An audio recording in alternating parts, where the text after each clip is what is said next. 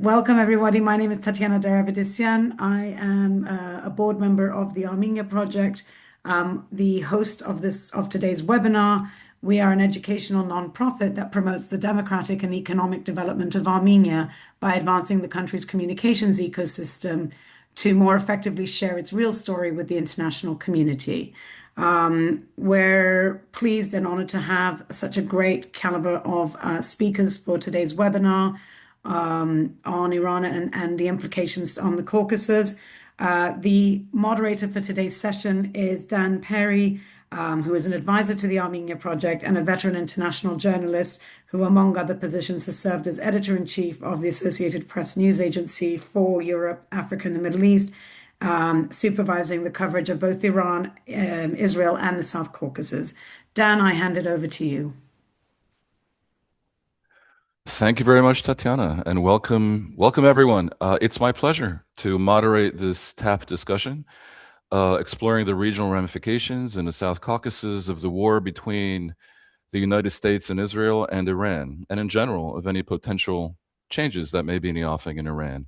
This already seismic event has affected the Persian Gulf countries, could soon draw in Saudi Arabia, has caused massive global economic disruptions, featured the crossing of a series of Rubicons, among them the assassination by Israel of a head of state, once basically taboo, and of course the blocking by Iran of the Strait of Hormuz, through which a fifth of the world's crude oil passes in normal times. We're currently in a confused and delicate phase where there might be talks going on ending the war. The U.S. has apparently handed Iran a 15-point plan, which, if accepted, would amount to surrender terms, in my view. But we could also be in for greater escalation. It could go in many different ways, and among the most interested of observers are the countries of the South Caucasus, with both Armenia and Azerbaijan sharing a border with Iran. This is a part of the world still emerging from its Soviet past, searching for its place in the world in a shifting global order, and also emerging tentatively and with U.S. assistance from years of conflict. Potential impacts on the economy, on migration, on the future connectedness of the region, on strategic stability, all are enormous. And to make sense of this, to seek insight and understanding, we have, as Tatiana has said, a truly stellar panel. It includes two women who are prominent in the Iranian pro-democracy diaspora. Maneli Mirhan is the founder of Paris-based Dorna Iran, an organization focused on structuring a democratic transition. And Nazanin Ansari is managing editor of Khayan London, a UK-based publication covering Iran in all its aspects and critical of the Islamic Republic regime. Also with us are Dr. Sergei Melkonian, a research fellow at the Applied Policy Research Institute of Armenia, Mark Champion, who is the global affairs columnist for Bloomberg News, and Dr. Robert Hamilton, who is president of the Delphi Global Research Center and a former professor at the War Army College. Bob is currently in transit in Romania. You might be seeing him on a car, but soon he will be at a secure location, hopefully able to speak. Thank you all very much for joining us. To those in the audience, please know that you can submit questions via the chat, and we will try to get to as many of those as we can in the course of the 1 hour that we have at our disposal. And to the panelists, as discussed, try to keep your answers crisp and brief, however surely insightful and in-depth they shall be. Without further ado, let's dive right in. And first, let's set the table on the state of play in the war. We'll start, therefore, with Maneli and Nazanin. One of the mysteries right now is what is really going on inside the Iranian regime. Is it about survival only? Do they feel they're winning? Might they be compelled to acquiesce to Trump's demands, not only on an opening of the Strait of Hormuz, but also and especially on abrogating their nuclear ambitions, the long-range ballistic missile program, and their support for proxy militias all over the Arab world? Maneli, let me ask you to start. What do you say? Hello, everyone. Sorry for the disruption. Yes, interesting questions. And I think putting that in the context of today, talks. Everything makes sense in terms of the way we look at the phase we are in. Let me begin by saying that it's purely and only a matter of survival for the regime. The reason is, we always say the objectives between the U.S. and Israel from this war are not maybe aligned, or the U.S. is playing another game which may differ from Israel's objective of dismantling this regime. But when you look at the past 10 years, first time we talked about a potential war risk over Iran, it was around 10 to 15 years ago, and the risk each year became higher and higher. And even though we can say the objective of the war may not be a regime change for the US, the objective of the US is to ease the path for Iranians to change the regime, because in every aspect of struggles touching the Middle East and the world regarding Iran and regarding the Iranian regime, the only possible solution passed by a profound change of the regime. By saying that, I mean you have obviously two main issues at the international level, which the first is the nuclear one, and the second, the missile program. On those two, there is no chance, because these are very identically linked to the Iranian regime. There is no chance that you can get rid of anything if the regime is not gone. I mean, if the outcome of this of the actions are not a regime change. Now, today, what you see in terms of response of the regime, and that brings me to the situation we have today, you see that they are really fighting for their survival. How? By first hiring the costs as much as they can to push the international community accepting and pushing forward negotiations with the regime. The only word of the negotiation, the concept of negotiation with the regime, is for them a win, a big win. And then there are two other aspects, and I will be short on this one: keeping hardliners core by showing a shape of strength toward attacks. And the third one, which is the most important for the regime, is lowering the power of internal front. Their most risky, I would say, front is on the internal side and on the regime. So I will be. Let me just put it this way.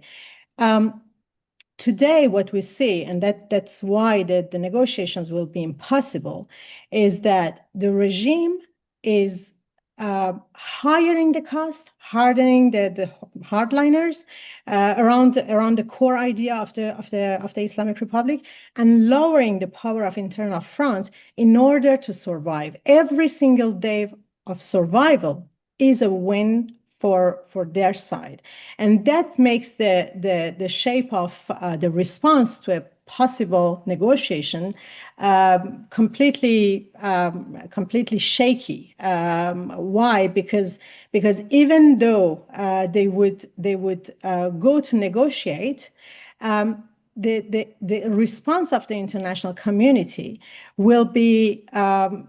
I mean, the request of the international community will be so high on the nuclear, on the ballistic, which will ultimately mean the end of the regime. So they are struggling in their own, I would say, in their own game, not moving forward, not moving backward, but just keeping it as it is and trying to.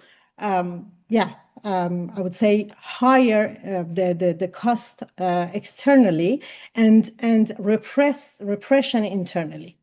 So you're basically assuming that the regime is trying to last out Trump, and they assume they have more patience than he does, and the world will eventually go away, more or less.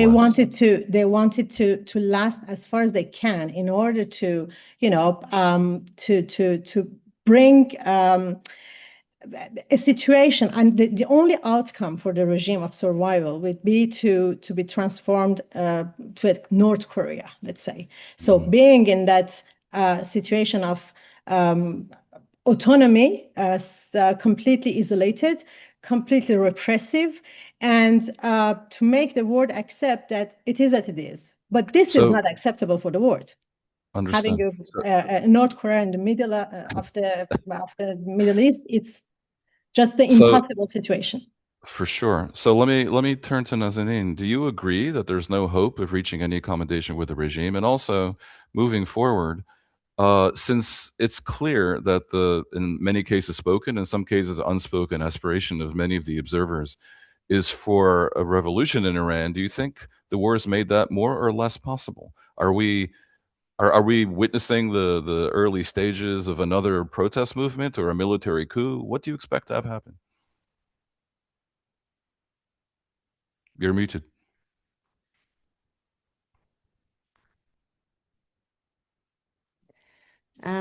Thank you very much for inviting me to be on this such a prestigious panel. I basically agree with everything that Manelli just said. I should also like to add a few points in the sense that what you are seeing now, the posture of the Islamic Republic is nothing new. In fact, this is a war that it started when it came to existence in 1979, and next week will be the anniversary of the referendum on the 1st of April that brought it, the referendum that it put to the people to bring it to power. And since then, it has been bent on defeating the great Satan and everything it represents and bringing a new world order.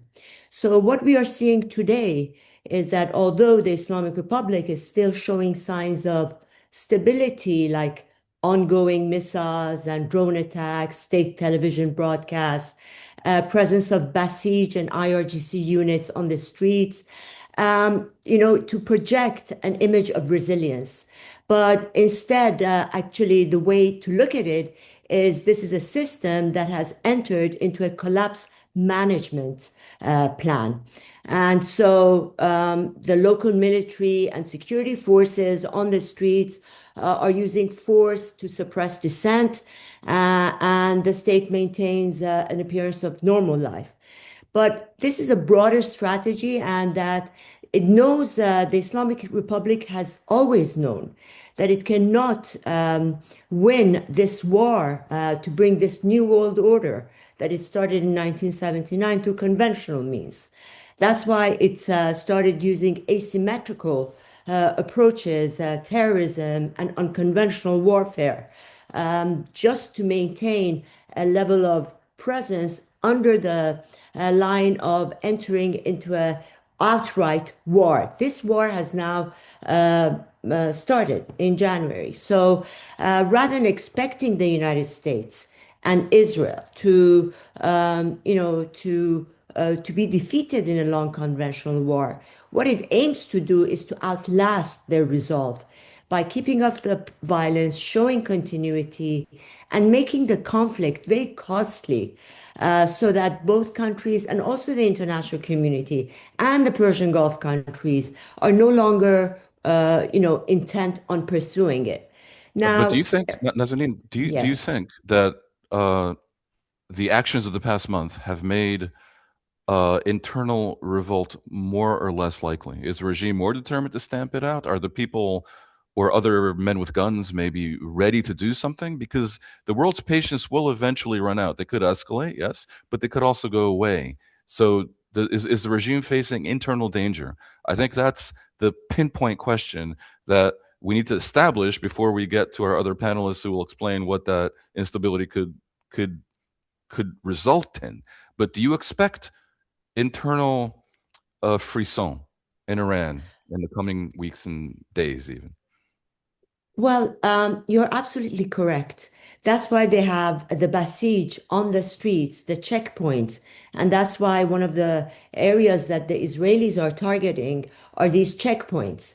But why is that? The reason is being because of the level of opposition inside Iran. What we saw, what we witnessed in December and January 2026, and specifically in over 2 nights, January 8th and January 9, when millions across Iran in all of the 31 provinces of Iran poured onto the streets after a call by Crown Prince Reza Pahlavi that the regime didn't have enough forces itself to confront this crowd, and the witnesses that we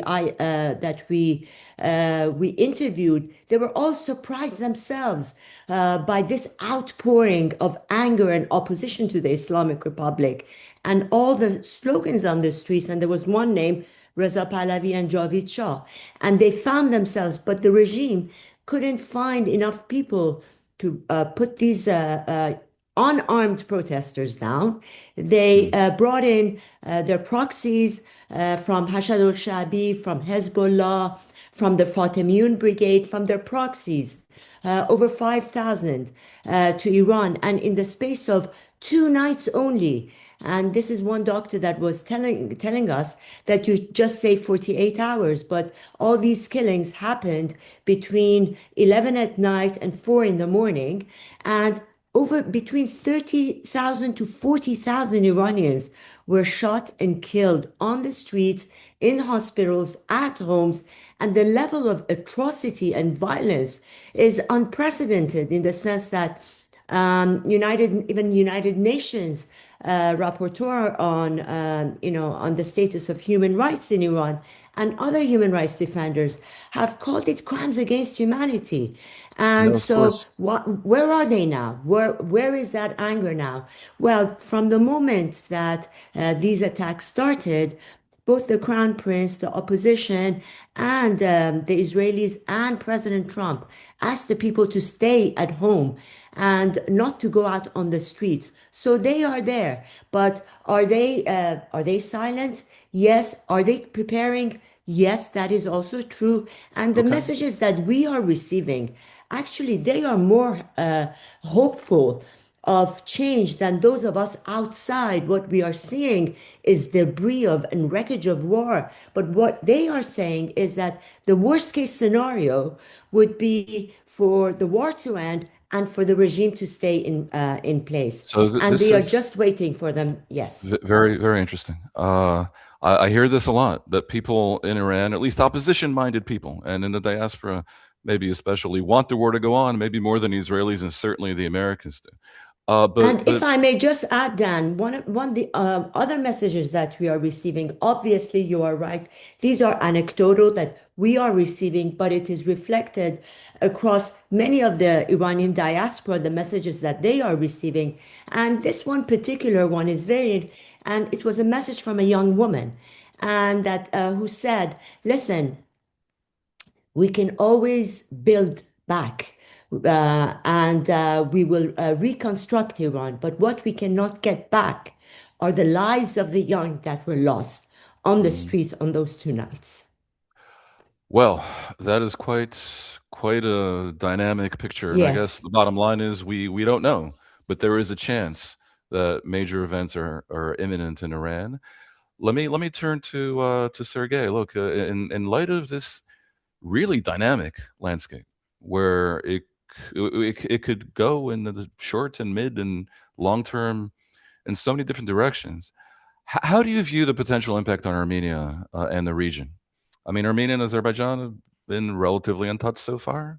Reports of a missile incident, but of course they're right on the border. What does it mean specifically for Armenia? And is this a position of strategic advantage potentially, or one of great danger? What would happen in Armenia if Iran became a more chaotic place, or indeed if Iran enter a transition to democracy in an ideal situation? What is your view of the dangers and opportunities? Hello, everyone. In April, Armenia, we conducted also scenario analysis, and we came to a conclusion that the worst case scenario for Armenia is unstable Iran. And it might be non-Islamic Republic or Islamic Republic. What does mean unstable? When the central government is not able to fully control the streets and the periphery of the country. It means we will have disruption of supply chains, we will have uncontrolled arms transfer along our borders, and we may have faced some separatist movement. And in this worst case scenario, we will be surrounded by Turkey, so-called Southern Azerbaijan from the south, and Azerbaijan Republic from the east. So this is the worst case scenario. According to our assessment, this is not the most likely. And according to our scenario analysis, one of the less likely scenarios is the stable non-Islamic Republic. We call it this way. It means there's a regime change and the situation is 100% under control. What does it mean? Some new political system emerged. It has both internal legitimacy, external legitimacy. It is able to consolidate military and security apparatus around itself and keep the control, all the borders and all the streets within the country. So this is the less likely scenario that we have. So the most likely scenario is stable Islamic Republic. It means the regime will outlast, but it will face economic problems. So that might be maybe the biggest challenge after the war in terms of humanitarian crisis, energy crisis, and others. And within this scenario, it means that the regime will be much more hostile to any US activities around its borders, including the TRIP project that emerged after August summit in Washington. It means there might be some problems in terms of US engagement in this process, or some other projects that Armenia is engaged with the United States. For example, AI data center that is designed in Armenia. So Armenia needs to address Iran's concerns that any of these projects are not aimed against Iran's interest. All these projects owner is Armenia, and the role of US is maybe will be limited by business interest, and that's it. So Right. that might be the biggest challenge for Armenia. Do you expect, in the case of an unstable Iran, any sort of migration across the border refugee issue? If we go back to unstable Iran scenario, it means we have Islamic Republic, but it's not able to control the streets or some regions. Definitely, we may face refugee crisis, but we should have at least two triggers for that. First, government is not able to provide basic security, and second, population will face a humanitarian disaster. As far as we see, these two triggers, at least for today, are not relevant. Maybe somehow, partly, they may emerge after the war. In this case, yes. The southern province is bordering with Iran. So our border is 42, 43 kilometers, and we have a bit more than 100,000 people living in this province. Meanwhile, the population in northern provinces are millions. In case of Azerbaijan, its situation is a bit different because the border between Azerbaijan and Iran is approximately 700 kilometers, so it's quite larger. But Azerbaijan closed its borders, so now you may use only tracks to pass the border. And Turkey also crossed the land border. The only open border is Armenian one. Look, Iran is 90 million people. Armenia is under 3. So one can imagine even a small refugee crisis could overwhelm Armenia. I wonder if there's actual planning for this. As far as we know, Armenian government, and not only Armenian government, they have some protocols since June 2025 war.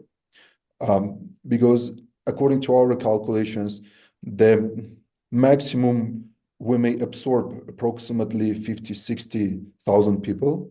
Because again, we absorbed more than 100,000 Armenians from Artsakh that were cleansed by Azerbaijan in 2023.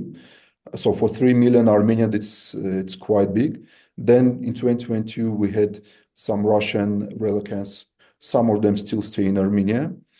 And if we face 50, 60,000, most of them will be Azeris. That's not only about humanitarian challenge, it's also a security challenge for Armenia, because Baku may use some nationalist sentiments in order to make pressure on Armenia, demonstrated readiness to address their needs, etc. Let me pivot off that to Bob Hamilton.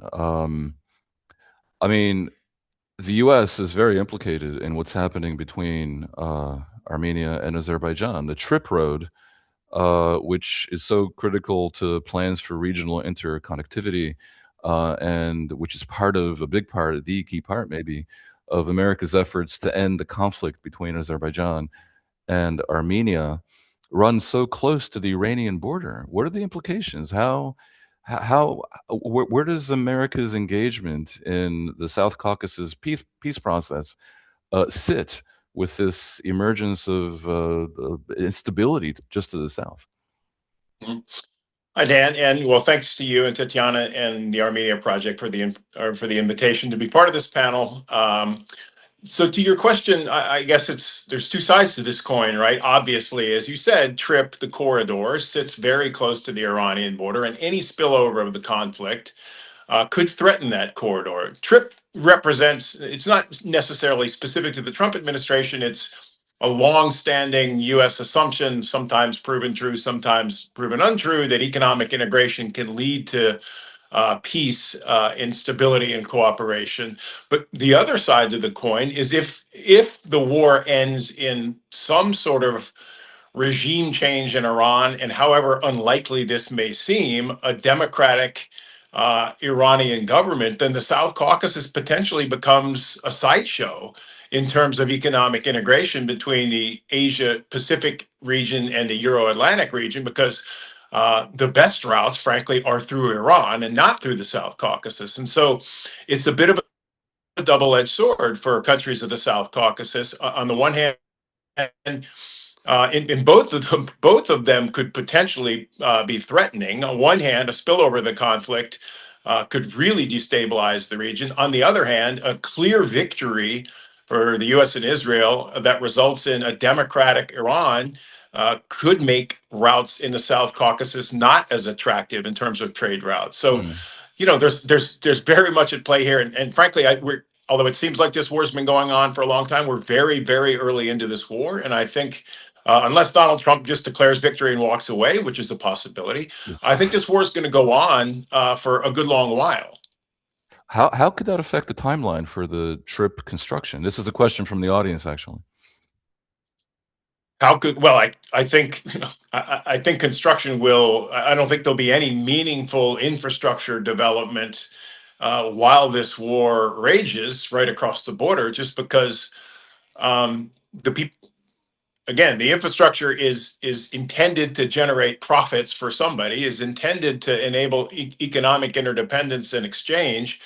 And I don't think a lot of the sponsors of TRIP are going to be willing to invest the capital into the infrastructure while there's a war going on right across the border. And the South Caucasus, of course, this is putting aside the internal problems to the region, right? The Armenia-Azerbaijan conflict, the Armenia-Turkey, the fact that there's still no diplomatic relations between Armenia and Turkey. So those problems need to be resolved for TRIP to be viable. Now, TRIP is a way, I think, in the minds of the Trump administration to help resolve those problems, but those problems themselves have to be resolved. And then the war in Iran has to end favorably for the region, for this idea of an economic corridor through the South Caucasus to really take off, I think.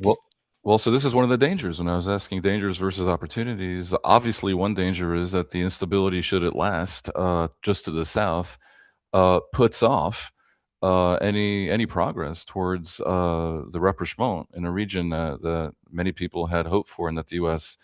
Administration is so engaged in. Let me turn to Mark Champion.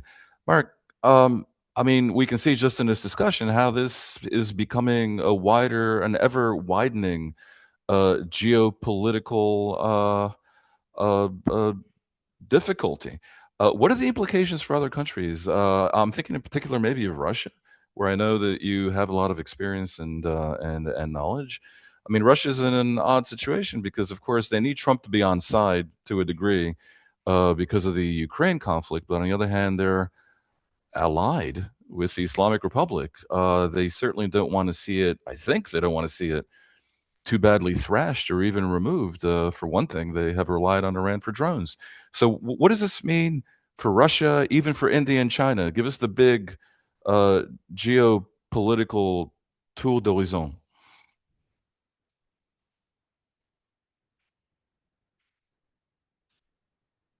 You're muted.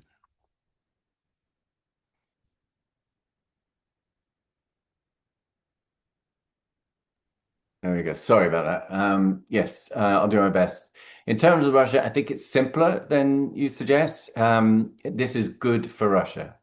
Iran is an ally. Iran, was very important at the beginning of the war when they provided the Shaheds and so on. Most of those are now made in Russia, for the war effort, and they are less reliant now than they were on the Iranians. It's a bit embarrassing that they can't help and protect their ally and friend. But what the priorities are so skewed in favor of their completing and winning the war in Ukraine, that it's no contest. And what this war in Iran has done is, first of all, relieve the Russian budget at a moment that it was really getting into trouble. And secondly, it is burning through the interceptors, Patriot missile interceptors, etc., that Ukraine really needs. So it's some amazing figures here that in the first few days of the Iran war, the Gulf states went through about 800 to 1,000 Patriot interceptors. In the entire 4 years of the war, the Ukrainians have used around 600. And in the last year, the Trump administration has provided them, via the Europeans, with 12. So it's the U.S. administration was already quite reluctant to hand over this kind of kit to the Ukrainians, and it's critical to them and to the war effort. The Russians fully understand this. They just fired 1,000 missiles and drones, in the last 2 days at Ukraine. And you already see the American administration going back to putting pressure on Ukraine to accept Russian terms. So very good for Russia. It's pretty straightforward. For China, they like the cheap Iranian oil. They don't rely on it. They didn't used to buy that much Iranian oil. They used to buy Saudi oil, but they do rely on oil coming out of Hormuz. And I think this is the kind of critical issue here, is that there's a lot we don't know. We have had limited knowledge as to what's going on within Iran, because of the shutdown of social media, etc. And we don't have that much visibility into what the current Iranian leadership is and thinks and how it operates. But I think what we can say with quite a lot of confidence is this is a war that many of them have been preparing for the last 47 years, and that for some of them this is what they live for and what they are not unhappy to die for. This is very, very different from the approach of the Trump administration. The Trump administration, this is an air war. So it's air wars are about will. They're not about taking territory, about, force majeure, if you like. They are about will, and you can survive an air war for a long time if you have the will.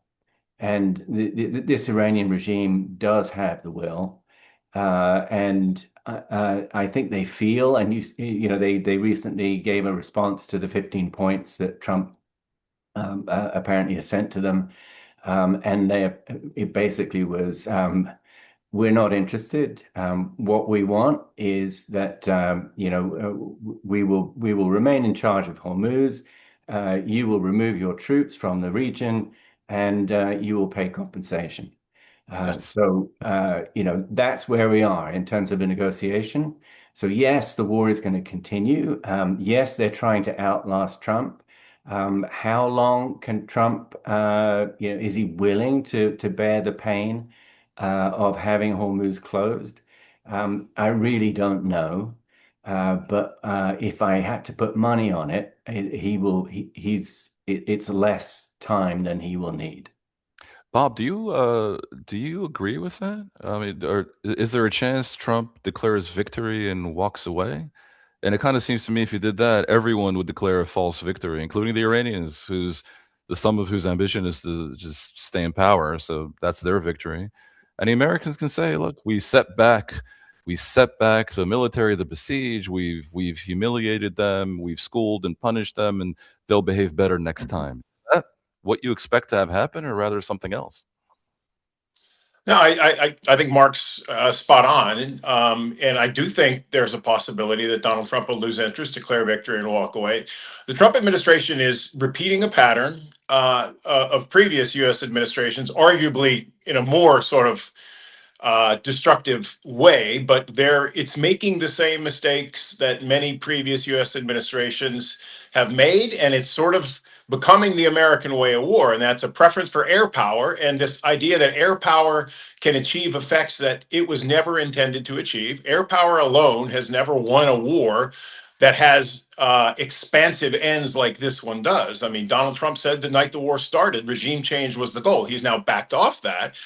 But even in cases where air power was arguably decisive, like the 1999 Kosovo campaign, it still didn't result in regime change. Milosevic hung on to power for almost a year. The Serbs withdrew from Kosovo, but it did not change the government in Belgrade. The Libya campaign is sometimes held out as an example where air power won a war, but there were ground forces in Libya. They just didn't happen to be NATO or US. And then the US has this preference for exquisite technological solutions to complex military problems. And Mark brought up the Patriot interceptor problem. We can't right now, what you're hearing military analysts talk about a theater tax that, and the latest numbers I've seen we're almost at 1,800 Patriot interceptors over just the first 16 days of the war. So even those numbers are 10 days old. And as Mark said, Ukraine has received 600 in the entire 4+ years of war. So not only will this impact our ability to fight potentially in Europe, but the Chinese are watching this in the Indo-Pacific. And it's not only Patriots, it's also things like Tomahawk cruise missiles and other things the U.S. military calls high demand, low density assets. And these cannot be scaled up quickly because they rely, in many cases, on rare earth minerals for the guidance systems that the U.S. often relies on China to provide. And then for the rocket motors, they rely on a complex chemical process that really can't be sped up too much without compromising quality. So the U.S. is, frankly, it has a problem here. I think we're at the point now where Trump's options are to either escalate significantly, which could involve the introduction of limited ground forces, or declare the war a win and walk away, in which case, as you said, Dan, everyone knows it's not a win. And in which case there would be tremendous demoralization, I imagine, in the Iranian opposition and diaspora and pro-democracy movements. Let me quickly throw this back, and I ask everyone, please keep your answers short because time will soon run out, and we need to. I want to keep the discussion one dynamic. very quick thing to what Bob said there, which is that, Sure. Yes, Trump can walk away, but that doesn't mean that the Iranians will agree that it's over. So in other words, they can That continue would blocking be. Hormuz if they want to, and in which case it's impossible for him to claim victory, and there's no point in claiming victory because the problem is Hormuz. And they can keep firing missiles, presumably, until they run out at their various Well, Hormuz neighbors. doesn't even require a lot of missiles. Hormuz just requires, it could be mines, it can be small boats, it can be, Oh, a sure, lot of sure, things. but their demands, I believe, include the handing over to international justice of Netanyahu. They can keep firing at Israel. I think eventually they will run out of missiles. Maneli and Nazanin, and again, please, let's keep answers short, but we know there's no boots on the ground likely from the Americans. We've heard some talk of maybe Kurdish elements that are armed helping the Iranian opposition. We know you need something on the ground. The people are unarmed, even if they respond to, let's say, a call by Reza Pahlavi to start protesting again. I think the world had been expecting some kind of divisions to emerge within the Iranian armed forces, and for some parts, at least, let's say, of the army, whose history is not exactly theocratic. They preceded the Islamic Republic, albeit they're now infiltrated by the IRGC. Could this happen? Could the forces on the ground happen from within the armed forces of the regime? Is this something that you believe is possible? By the way, parenthetically, I had expected the Americans, before they start bombarding, to do prep work on the ground precisely for this, but the moment for it would appear to have been after the shock decapitation on February 28th. That it hasn't happened makes me think there was no prep work. What is your view? Her. Yeah. May I, Nazanin? You are right. We need boots on the ground, and the boots on the ground are Iranian people, basically. So there are this tacit alliance between the forces, the international forces who are intervening, and the Iranian people who are supposed to pursue the path. The only reason the war happens now and not 5 years ago is because the Iranian people showed that they are ready. They didn't wait this. In contradiction with other countries where we try to bring regime change, Iranian people didn't wait this military action to show their resilience to move. Now they need help. For sure, they need more space to be able to come out. You talked about ethnic forces. For sure, ethnic forces are part of the path, part of the strategy we implement. I wanted to emphasize here something that you mentioned, I think, Sergey, about the different scenarios you have. I think we need to look at it based on what we call stability. I completely agree with you that for the region, but also for Europe, the stability is the key. The day we show that the stability is guaranteed, for the day after, the collapse happens. But we are today, after the massacre of more than 30,000 people inside Iran, and after different episodes of different repression inside.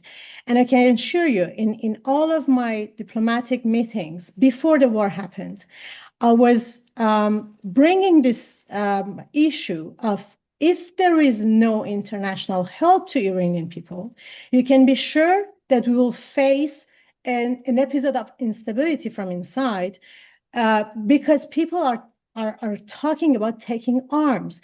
Kurdish are talking about taking out their arms that are underground. So you cannot today analyze the too simplistic, I think, ways of having the regime, but a relative stability, or having change and a relative instability. I think there are many gray zones here, and it depends on the way we move forward. I think here we need also to integrate that the way we define regime change can also be part of our answers. A regime change is not taking off and putting back something else. A regime change is keeping the system, but cutting off the head of the pyramid, and then trying to enable the system to generate a broad alternative that can have an incarnation in the name of someone, that can be inclusive enough, and ensure this relative stability. And I just finished by saying that the Iranian state, and I'm not talking about the regime, the Iranian state survived the 79 revolution, and it will survive, and in contradiction to all other countries that are more tribal in the region, Iran has a very, very institutional structure.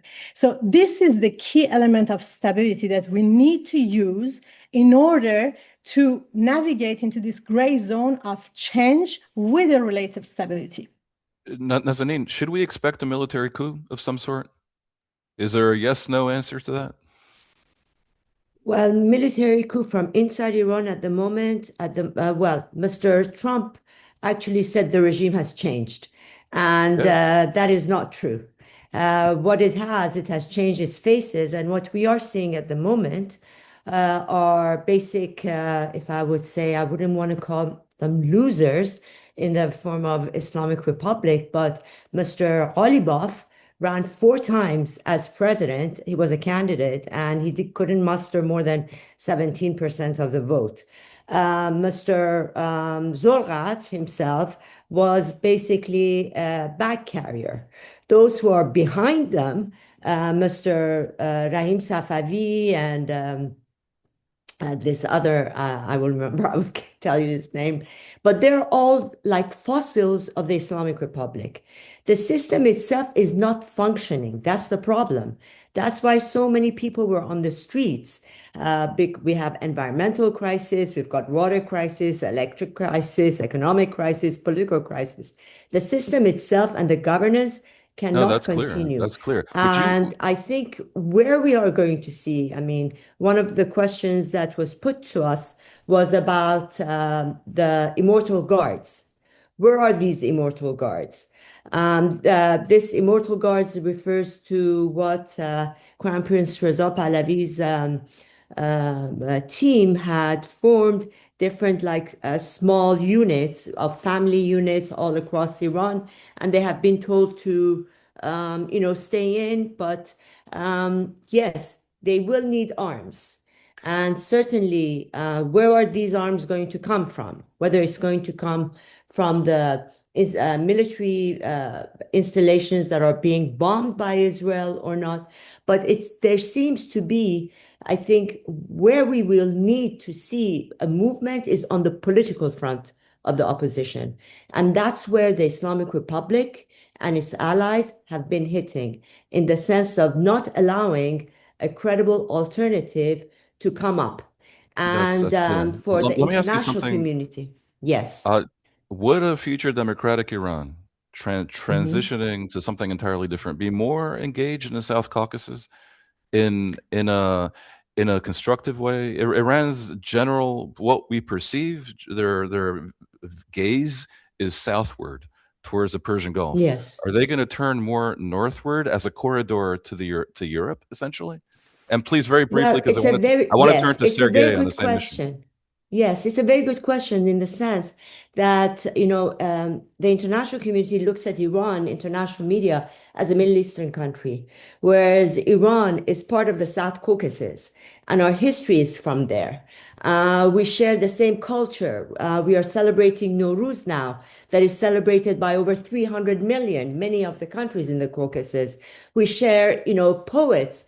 This gentleman behind me is the father of modern Persian poetry, and his mother was from Georgia, Nima Yushik. And the president is an ethnic Azeri whose name sounds Armenian. So I mean, Yes, you're all one big happy it family. is.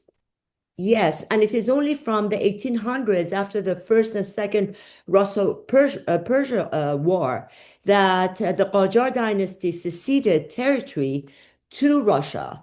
And from there, we saw Azerbaijan come out and all that. But other than that, I think the Iranians usually look at the Abraham Accords of the Middle East between Israel and other countries, and they say, "Oh, we want to be part of that," as the Cyrus Accords, bring Iran into that Abraham Accords.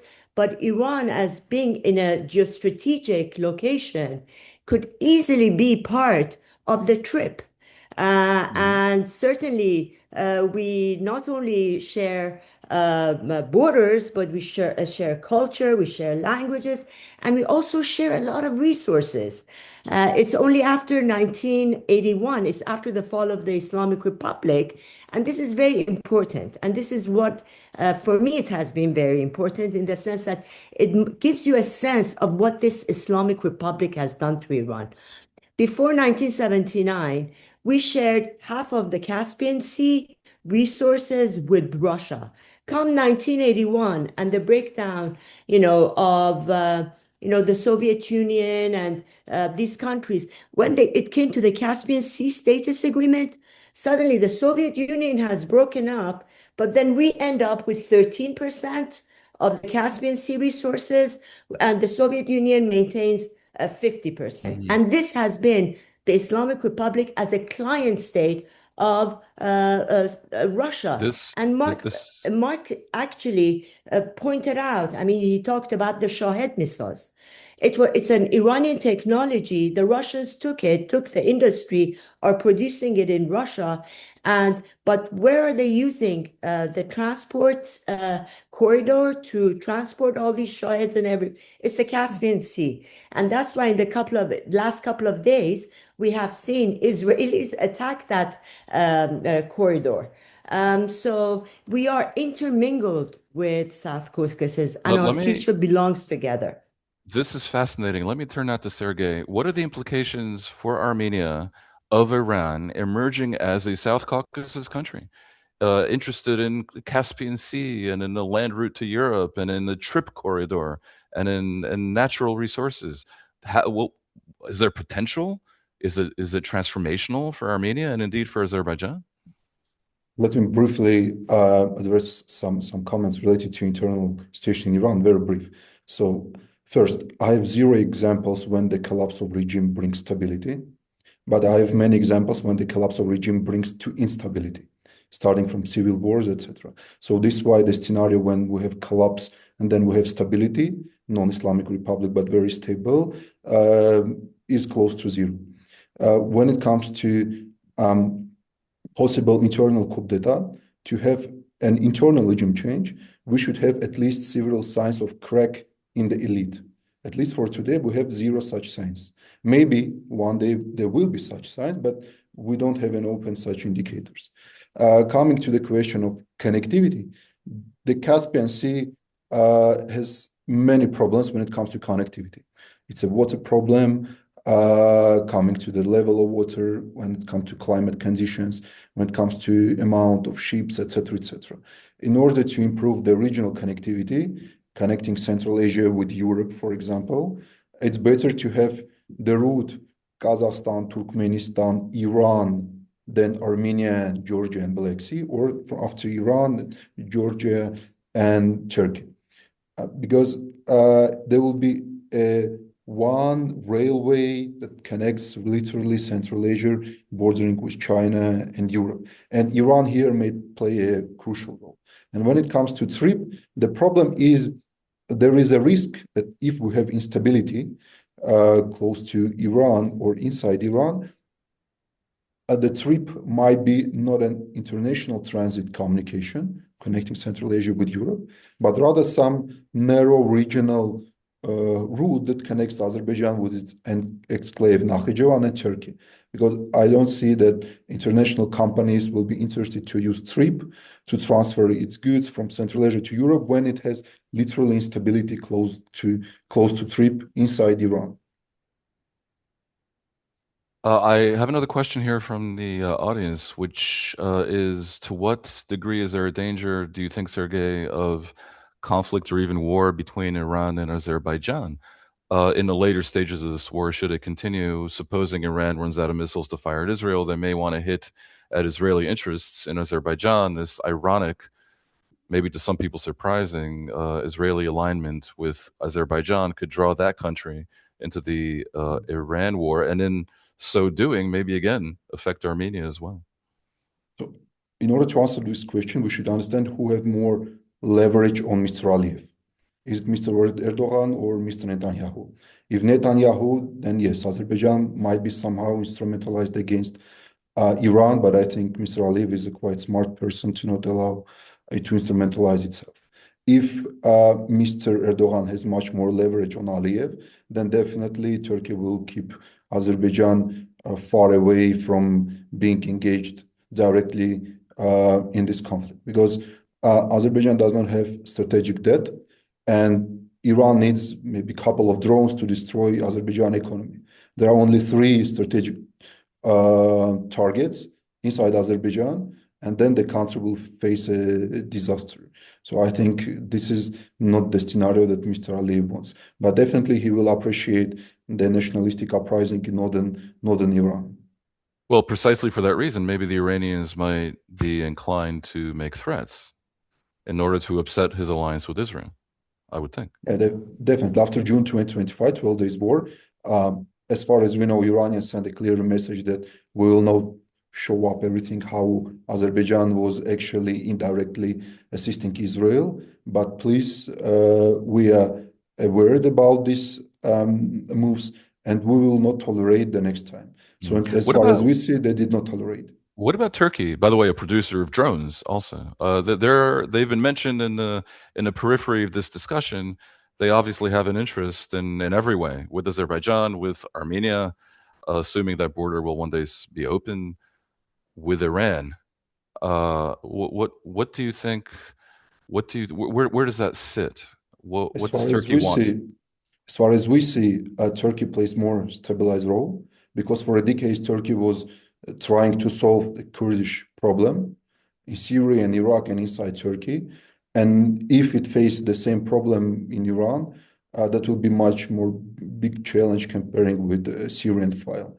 This is why Turkey is much more interested to keep the status quo in Iran. Mm-hmm. Does Armenia want the status quo in Iran at the end of the day because of all these dangers? You keep referring to the danger of instability as a result of change. Does Armenia see more the possibility of all this commerce and good karma that comes from a democratic Iran, or would they like the war just to end? If there is a regime change or comes democratic Iran and it's stable, maybe definitely Armenia and neighboring countries will continue to benefit from cooperation with Iran. But as far as I mentioned, according to our assessment, the probability is very low. Mm-hmm. And when it comes to what Armenia is interested in having stability along its borders. Because as far as you know, since 1993, Armenia is under blockade by Turkey and Azerbaijan. And if we have instability in Iran, it means Armenia will be 100% dependent on Georgia and then on Russia, because that will be our only lifeline that will connect us to entire world. Could all this affect the Armenian election coming up in June, first week of June? I don't think so, because we tried, at least Iranian file is not very in our discussion when it comes to domestic issues. Still, we did not face some problems, but if we face, as you mentioned, humanitarian challenge and some other security challenge, it may affect somehow, but all elections, they are about domestic stuff, not international one. I would ask each speaker to give us 1 minute and 1 minute only of final remarks, because our hour is theoretically up, but we started a little bit late. And I think I'll ask you, Bob, to start. I would like you to address the question of whether it is conceivable or inconceivable that the United States, having heard you speak and understanding that air power alone cannot achieve that much, boots on the ground, we're hearing of thousands of paratroopers and others headed towards the region. The number's not that big, but it creates a discourse around that question. Is it possible? Maybe the area around the Strait of Hormuz? It's certainly possible. And yeah, I mean, as people have noted in the comments, there's a Marine Expeditionary Unit en route there from the Indo-Pacific region. There's a unit, probably the Divisional Ready Brigade. There's always one brigade of the 82nd Airborne that's on a 24-hour string to be sort of anywhere in the world, 24 to 48 hours. So you're looking there at 10 to 15,000 forces, not enough to obviously win a war on the ground.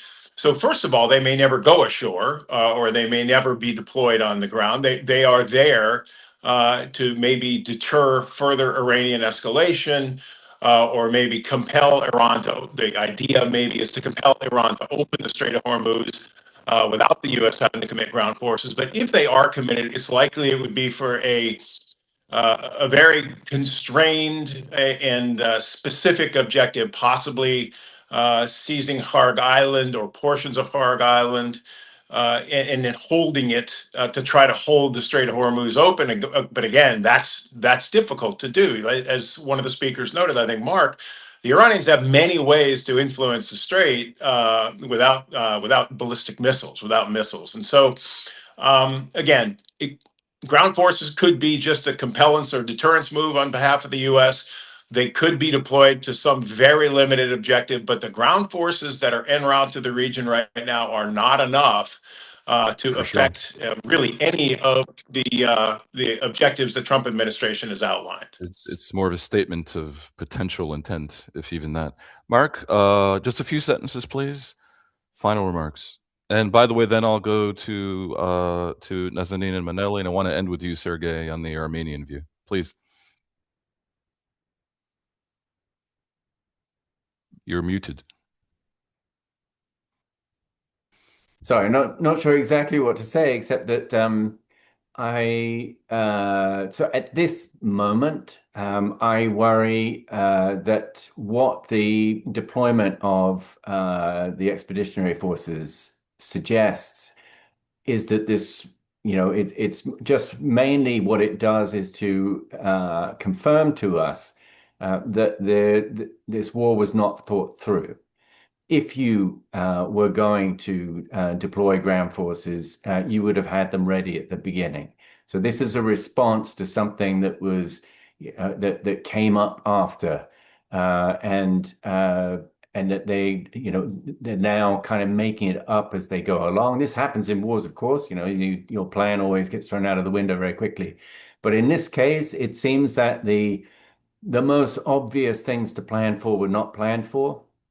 And therefore, what I worry about is that you will have a situation where, as several people on the panel have said, the only logical thing to do with a war, the only reason to begin a war against the regime in Iran is to remove the regime in Iran.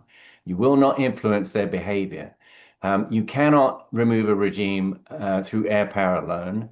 You need an armed force on the ground. If the Iranian people are not armed, they are not an armed force. So you'll rely on something else. What's it going to be? And that, I think, is where the real danger lies. Because if you are talking about a Kurdish force, how, in areas where they share, ambitions for territory with, Azeris, how will that work out? How will the Baluch, the Baloch, how will they respond? And how will countries around respond, including Pakistan, Turkey, etc.? Turkey already could put a kibosh on a Kurdish, initiative in Washington. So anyway, that's what I worry about. That this kind of rolls forward because it wasn't planned, wasn't thought out, and there aren't obvious solutions. Maneli and Nazanin, and again, please, very short, because we've just run out of time. Mark worries that the war wasn't planned out. I'm guessing you may more worry that because of that, the war may end prematurely. Give me your best assessment of where we're going to be in 2 or 3 sentences only, a month from now, please. In 3 sentences, worst case scenario would be to keep in place a wounded regime who only have his arms to repress its own people inside. And believe me, it will be the biggest source of instability for the region and for Europeans and the immigration. I also, as the last sentence, would like to emphasize that the boots on the ground can also come from our army, which is silent for now. We are more focused. We are more seeing the IRGC actions, and obviously IRGC is the most powerful today. But if tomorrow this coalition, not only with Kurdish, but Kurdish with all other ethnics that are shaping, is backed by the US. And if it goes through borders, then the army, who is supposed to protect those borders, can suddenly, seeing signs of collapse, also join the move. So there are for sure uncertainties, but keep in mind that the complexity is much more higher than just the IRGC wants us to see. Understood. Nazanin, your last 3 short sentences. And by the way, one sentence I will use to one question was, where should people go to get good information about Iran, given that that is so difficult? And obviously, your own publication should be the answer to that, I should think. Of course, because I'm the managing editor of Kayhan London, which is KAYAHAN.London, which is in Persian, and also kayhanlife.com, which is in English. And we've got a weekly newsletter if you would like. And we do have weekly newsletters and papers for Kayhan London. But my one answer to Mr. Sergey was that he hasn't seen any countries become stable after change of regimes. I would just point to the Soviet Union, the collapse of the Soviet Union and Eastern Europe, Poland, Germany. There you've got stability there. As far as what do I expect to see in the coming weeks, and I think, I am looking at the next month, between 2 to 4 weeks. Right now, there's a lot of wreckage on the ground and dust in the air. But what will happen will be very indicative of the shape of events to come.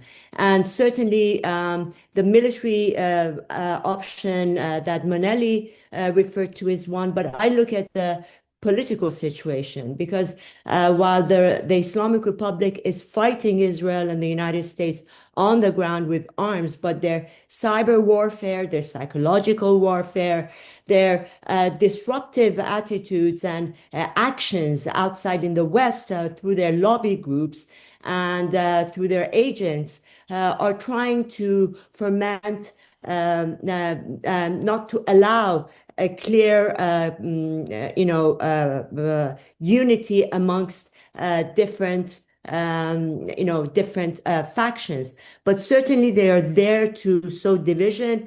And what I do expect that in the coming weeks, we will be very positively surprised by the strength of and unity of the Iranians. And at the end of the day, the X factor in this war is the Iranian people, and they will bring the change. And I hope and I do believe that with a stable Iran in that part of the world, you will see a new world order, because what we are seeing as the politics of identity and political Islam started with 1979, and hopefully it will come to an end in 2026. Thank you very much, Nazanin. So, Sergey, you get the last word, or at least the penultimate one, before I wrap up. You don't identify a schism yet in the leadership of Iran, but our Iranian friends seem, from their perspective, more optimistic that change is indeed coming. So, if that happens, what does it mean? The collapse of the Soviet Union. Yeah, the collapse of the Soviet Union was a great example, because after the collapse of the Soviet Union, we had a war in Artsakh. There was a civil war in Russia, in Chechnya. There was a war in Abkhazia, South Ossetia. There was a war in Yugoslavia, Croatia, Serbia, Slovenia, and others. So, this is a good example of what the collapse means. Coming to what does it mean for the South Caucasus, as for me, the $1 billion question is, to what extent Israel is ready to continue to escalate with Iran if Trump decides to at least state that he achieved its goals and state that that was a victory for the United States. So as far as game changer here is Israel, so we still expect that it will be active, maybe not via Azerbaijani card, but maybe some internally. That will be the issue number one. And the second challenge, as I mentioned, will be for the regime after the war. To what extent it's able to address the security issues and to humanitarian problems that it definitely will face.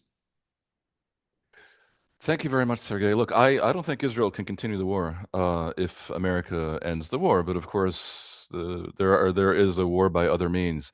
I want to thank all our panelists. It's very interesting to hear that from people who are experts in the matter and very close at hand geographically or emotionally or however. You get a somewhat different type of discussion from what you tend to hear currently in the media, by the way, which is very removed from the situation and muchly one of uh, American aggression, I suppose, which so clearly has considerable support on the ground in Iran that it makes things more complex. But we also see in the comments of Mark and Bob that there is more than a small reason to suspect that this wasn't planned in the way that it needed to be to achieve results quickly.